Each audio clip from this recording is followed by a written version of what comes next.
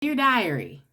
So, I've been single for like a year and a half. And not only have I been single, I have been celibate. I haven't been having sex, just because I just didn't really want to have anything to do with men after my breakup. And I still have the same sentiment, it's just a girl has needs. So for the past 3 weeks, I've been on Tinder looking for hookups. And would you believe it? I haven't had any luck.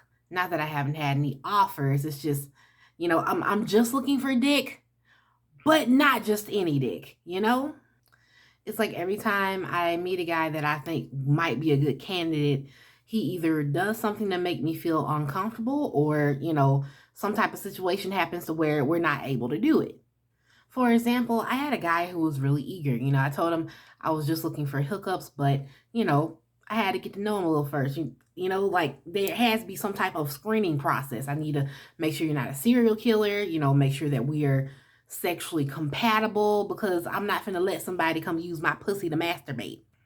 But anyway, because of his, work schedule, it's almost like we, kept missing each other. And then, like, I think it was 2 days of us trying to, like, sit down, communicate, talk on the phone. And I happened to be out with my friends. And, he was texting me, rushing me, saying, when are you going to get home? When are you going to get home? You're playing games. You're playing games. I'm like, dude, I'm out with my friends, when you work these hours. And, I'm not in a rush. If I got to take my time to get to know you before things happen, then that's what it's going to take.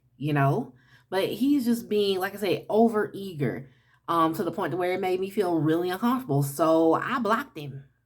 Then there was this other guy. We were just messaging on Tinder. I didn't even get a chance to give him my number or even tell him what I was looking for. But anyway, so we matched or whatever. I said hi. He said hi back. Said I'm just looking for somebody to chill with. And before I could even send him back, I'm looking for the same thing. Friends with benefits deal. He sends me not his phone number, not his name, not an email address, not a social media handle, but his address. His whole fucking address. And I'm like, no. Like, seriously, men are lucky that women don't have a tendency of being serial killers. And then I had a lot of guys who would message me first, and I would, reply back in a timely manner, and then I would never hear from them, or I would ask them a question and it would never get answered. And it's almost like, here's a girl who's looking for no strings attached fun. And it's almost like, is your attention span like that short? And then I had this guy, we, were talking for a week before I blocked him and kicked him to the curb. He just came on a little bit too strong for me. Like the first time we talked, he was like, oh my gosh, you have a really nice voice. You're sexy. I really like to get to know you, even though I told him before we even got on the phone, before I gave him my number, that I was just trying to fuck. I'm just looking for a meat stick, no relationships. But here's the crazy part. As we're talking, he tells me, I kind of want to masturbate on the phone. You want to touch yourself? And I'm like, no. If y'all don't know, I'm a phone sex operator, so I do this for a living. So I was not interested, nor was I aroused by him touching himself while we were on the phone.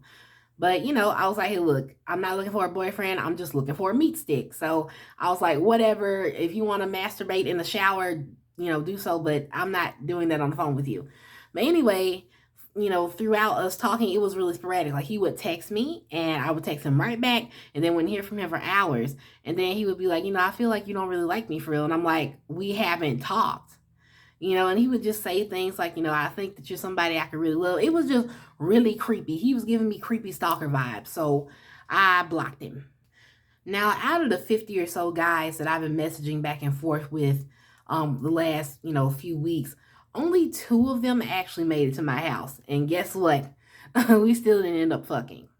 So the first guy, I like him. I'm feeling the vibe.